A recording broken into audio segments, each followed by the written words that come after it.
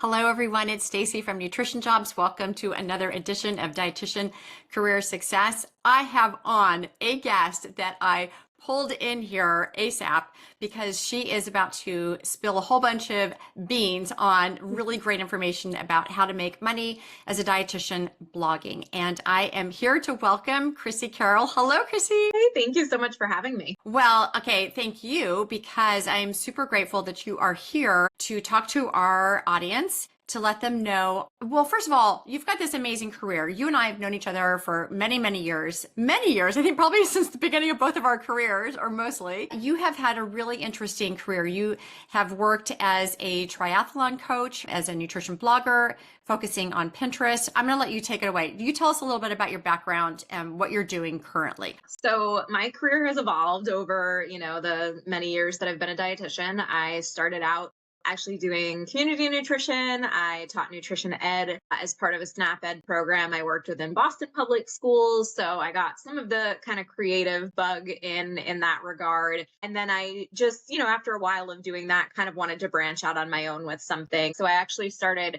doing everything, like I think is what most people do. I was like blogging and corporate wellness and nutrition counseling and all of the different things until I finally realized, like, one, this is unsustainable, and two, what do I actually really like to do? And over time, I just kind of filtered it down to doing mainly blogging. So I'll also do like some freelance writing and some consulting, but kind of within that realm of entrepreneurial writing and content creation. So I've had my current website now. I started blogging in 2010. I rebranded my site in 2014. So I've had that current site now for about 11 years, which doesn't sound like that long, but in the realm of, blogging and internet business is actually quite a long time. And so I have the main site called Snacking and Sneakers, which focuses on food and fitness for runners and triathletes. And then I have a couple of other secondary sites that I work on as well. So I'll just sort of clarify for everybody. So Chrissy has her B2C, which is her snacking and sneakers and a few other blogs that she makes revenue from. And then she has a B2B, business to business blog that is called Build a Wellness Blog. Is that right? Yeah. Build a Wellness Blog.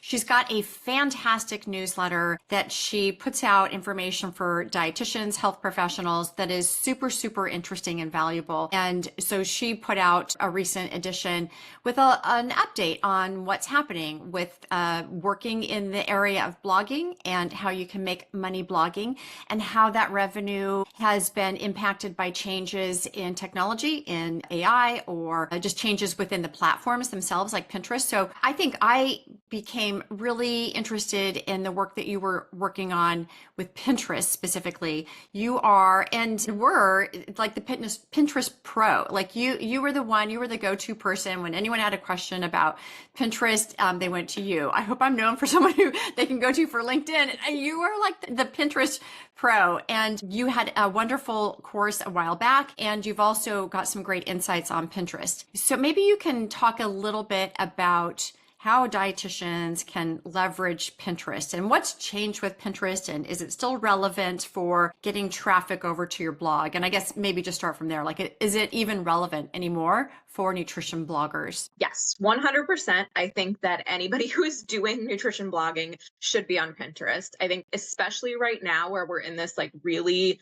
precarious time with SEO and AI, and like there's a lot going on, both Google, Pinterest, all over the place. I think that everybody should be diversifying traffic sources. So search engine traffic was a very big portion of my blog traffic for a long time. That hasn't changed, although it has decreased with some of the changes going on in the greater context right now. But Pinterest has always been something that I focused on, and I'm glad I did because it's helped to withstand some of these other changes that are happening. I think Pinterest has changed over the years. So if I think back to when I first started blogging, first started on Pinterest, this was back in like the invite only days of Pinterest, where you could put out a pin and anybody that followed you would like see it immediately and they would all repin it. And it was wonderful. And of course, it's not like that anymore, right? So we're not getting this like instantaneous traffic from Pinterest. I do think Pinterest, for those people that are familiar with search engine optimization, Pinterest is probably the closest platform to Google that we have. So it's making sure that you're using keywords in your titles and your descriptions and things like that. People are searching for content on Pinterest similar to how they might search for it on Google. There's some differences between the two sources of traffic, but for those of you that know about search engine optimization, you probably have a good base of knowledge already to then go into Pinterest and start generating traffic from there. As far as, is it still relevant and things that are going on? I think the biggest challenge with Pinterest right now is just the massive amount of artificial intelligence generated content on there. I think that, if I go onto my Pinterest home feed and I'm scrolling through, probably every other food post that I see is generated by AI. And when it comes to us being like competitive in that space, it's a challenge, right? So you have these people that are pumping out an AI recipe from an AI blogger for an AI picture that's then going on Pinterest, and they can put out 100 of those a day, 100 posts a day. I can't compete with that. So all I can do is make sure that I'm putting out as much quality content as possible on the platform. And I think that is still relevant in today's world. More competitive, tougher, but I think still relevant. So back to the idea that we can either be authentic in ourselves and advertising that we are dietitians providing this information, whether it's a nutrition information or whether it's a recipe blog or a menu type blog, menu-based blog. So we can go in as dietitians and be our authentic selves and make sure that we are telling the Pinterest, back end that we are the real deal. Or can we also just provide AI generated content? Is that something we can also do? And is there a reason why we can't do both, or why we shouldn't do AI generated graphics, for example? That's a great question. So I think first thing, I am not anti-AI. Anybody that's been following me for a while, I've done a lot of speaking on artificial intelligence. I really think it can be super useful for dietitians to save time, to get more done. I think what I am, and I'm anti-AI spam. And I think that there's like a distinction between those two things. So I think a lot of what's happening on Pinterest, unfortunately, is AI spam. It's these people that have never tested a recipe that are just mass generating these things. They don't know if they work. A lot of times you'll see the images look nothing like the recipe actually looks like when it's cooked. And so that's not a good user experience. That being said, I'll use AI a lot. If I want to come up with a new recipe, there was one I posted on one of my other sites recently, and it was like a chai spiced cashew butter cookie. And that was one that that idea came from ChatGPT and just kind of bouncing around topics that I wanted to write about. And so I got a draft of that recipe, and then I tweaked it, knowing what I know about recipe development. And then I tested it, and then I photographed it. So I think for ideation and creativity, 100%. I don't see as big of a problem with AI images for illustrating a concept. So, for example, I had a post that I did recently. It was about bedtime self-care ideas. And so I went into ChatGPT's new model and I said, create an infographic of bedtime self-care ideas. And it popped out a graphic that was spot on for Pinterest. And so all I did was add a little text overlay that said, click for more ideas. And I had my website at the bottom, and that pin is doing quite well. And so it goes to a blog post that was also drafted with the help of AI, and then using my own kind of knowledge, experiences, those kinds of things to weave in. So I think that, yes, we can use it. I think AI images can be valuable for illustrating an infographic or illustrating a concept, or getting a unique image that maybe it's hard to find a stock image. I think where it's not so great is where recipes where it doesn't look like the actual recipe and the recipe hasn't been tested. And I would say certain other DIY or design things where the ideas maybe don't exist in real life, and then you're kind of confusing the user on it. Does that make sense? Yeah, that makes sense. I think that was really helpful. I think also the idea that you're using AI to boost up your own authentic self, right? You're just empowering yourself more. You're just making yourself work faster, more efficient, provide maybe better content. But I think you said the magic word is that you're improving the user's experience. You're creating value by having all these extra tools. They're just extra applications or whatever it might be, but you are the one that's making the fun. You're still the CEO of all of your content. you're making all the big decisions with the nutrition expertise in mind and with the user in mind. I think that's really helpful. All right, back to the images themselves on Pinterest. Does it matter if we put like an overlay or if we put something on there that just yells to everybody or identifies or labels that it was made by me, that it was something that I oversaw, that I'm creating, that it came from Chrissy? Is there anything that we do with our images? Yeah, that's a good question. And I know that that's something that I am starting to test out now. So I don't have answers right now. It is something that I know I heard from, I believe it was Kate on Simple Pin Media, her podcast, that this was mentioned. The idea of maybe, on a recipe image, like created by a human, not AI, or on a pin image that's depicting maybe a graphic, maybe you're using a stock image, whatever you're using for it, but 15 best high protein snacks according to a dietitian, something along those lines. And I do test those out in titles sometimes, though, like that, according to a dietitian or according to a run coach or dietitian back tips, like those kinds of things, just because I do think that it might help you stand out from other content that's on the internet right now.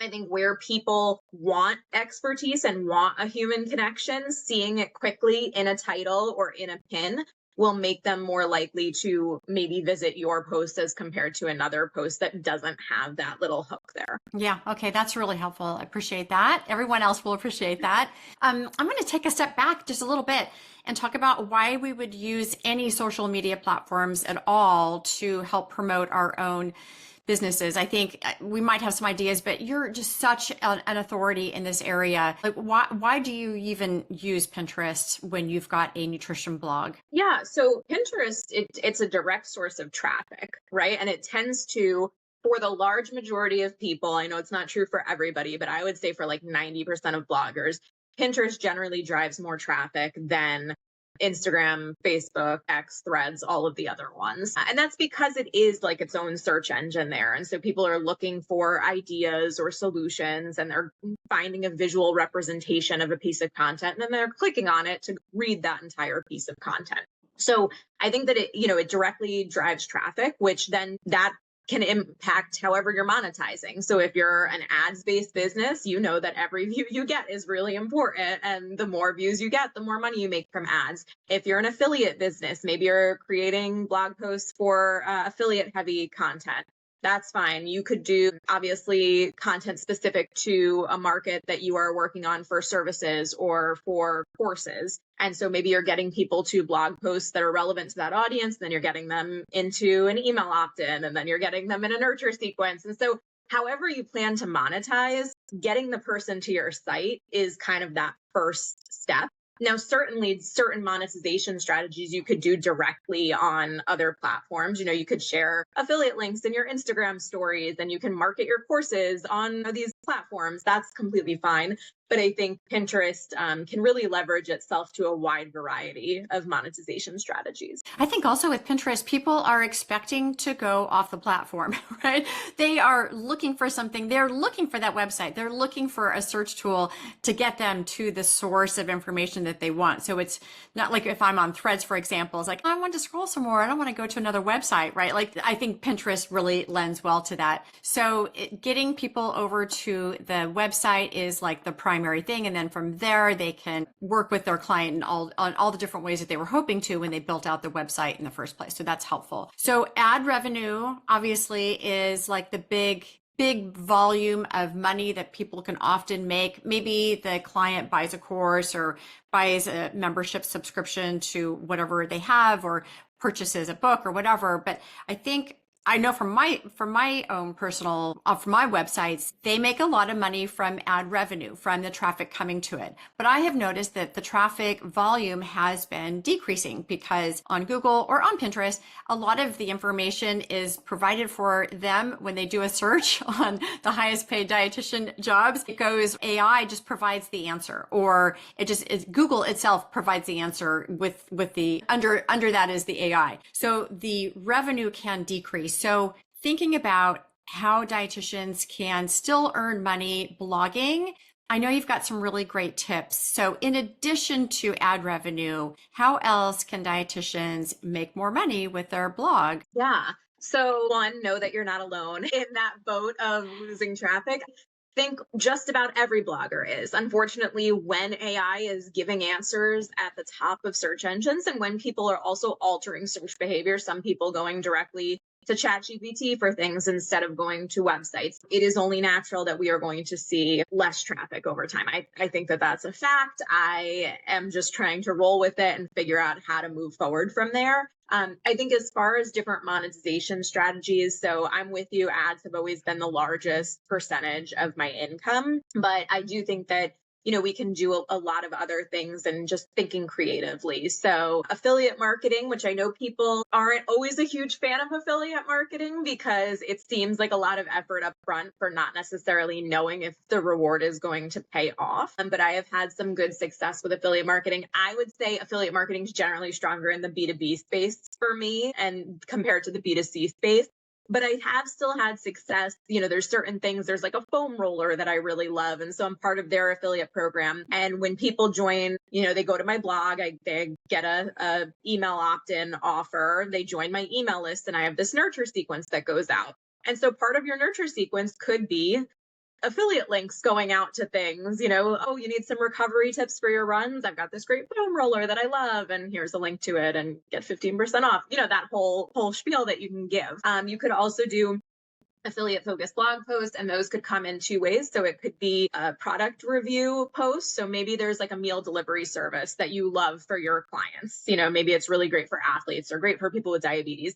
And so you could write a review post about that, and that could rank on Google. You could share it on Pinterest. You could share it with clients when they ask for recommendations for a meal delivery service, all of those. Or you could do like gift guide type content or roundup type content. So at Christmas time, I did a post, the best running books to gift this Christmas, something along those lines. Now, of course, if you're using something like Amazon, the commission rate is fairly low, so you do need a lot of volume. But some of the other individual affiliate programs tend to be a little bit higher in commission rates. And so you can sometimes do pretty well with those. So affiliate marketing is one. Amazon influencer program is another. I think that that's becoming more saturated, but it is a fun program to get into. And you don't have to share that content on your own site or on your own social platforms. It's done all within Amazon. So I think that that's a fun one. I would say, digital products or courses, memberships. I tried to do a membership model. It was an epic fail for me. I don't have great advice on that end. It was good to test. I thought it was going to be great. I absolutely hated it. I made very little revenue from it. It was a giant time suck. So I do think, though, that the membership model, as far as like the recurring revenue, is really valuable. So I'm trying to tease out, okay, is there a way that I could do this moving forward where it doesn't require so much of like my time and effort, but people still get this benefit from it. So I don't know, we'll see what happens with that, kind of tossing around that idea. But yeah, other digital products, I have like a little Etsy shop that kind of goes hand in hand with my blogs. Printables or meal plans or things like that people can purchase. Those are some of the ideas. Oh, brand partnerships as well. So obviously you would need generally these days a decent social following. You used to, I think, just be able to do the blog post. I don't know that many brands are looking for just that anymore, unless you have a real good relationship with them and kind of pitch them on it. But certainly brand partnerships, if you've built up Instagram or TikTok or even Pinterest. I have a brand partnership that's going to be coming up that's going to be working with Pinterest collages. So kind of a new content format on Pinterest and experimenting with that. Oh, that sounds fantastic. Oh my gosh, Chrissy, that was like, I think I went off in my own little zone of thinking, oh, I want to try that. I hope you guys listening to this had that same feeling like, oh, so many great ideas. And I think this should just give us some hope and some excitement and get our creativity bubbling and feeling excited about this again. As being an entrepreneur, I have been one now for 25 plus years, and there's ups and downs, ups and downs and ups and downs. But I hate to sound like cliche, but the process of being an entrepreneur is so fun. Like I love learning new stuff. This is sort of why I went into it, not to sit and do the same thing every day, even though I might complain about it or have some ruffled feathers around it. But honestly, I come out of from these experiences. It's like people, if you believe in like the Mercury retrograde, and that like this, I mean, it happens. I am very susceptible to it somehow from technology standpoint. And anytime someone says like there's a Mercury retrograde, I'm like, oh, I don't want to learn something new. I don't want to communicate in a different way. But then I do, and you come out on the other end and you're like, oh, that was really interesting. I loved that. So I think this is all part of entrepreneurship and endless possibilities of how dietitians can make money. So Chrissy, just thank you so much for all of your very valuable and very specific insights for us. If dietitians or other care professionals would like to connect with you, can they go to Build a Wellness Blog? Would that be a good spot for them to go to? Perfect. They can go there. You can sign up for the email list. I have a Facebook group where I try to share helpful articles, tips, things like that I come across. And then there is a blogging course that I have as well. It kind of covers like SEO, and we dive a little bit into Pinterest in there as well. Great. Thank you. Do you have any parting words for dietitians who want to be as successful as you? I think just, it's all about sticking with it, I think, and knowing when to pivot. So I think kind of, you think of blogging like a retirement account, right? Like there's going to be ups and downs, and that is how it has been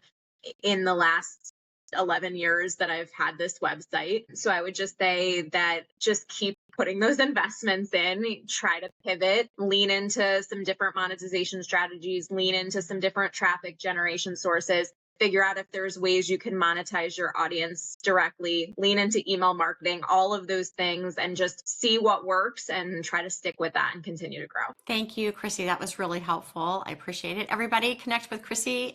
Information is going to be down below. Thank you, Chrissy. Bye for now. Okay, thank you.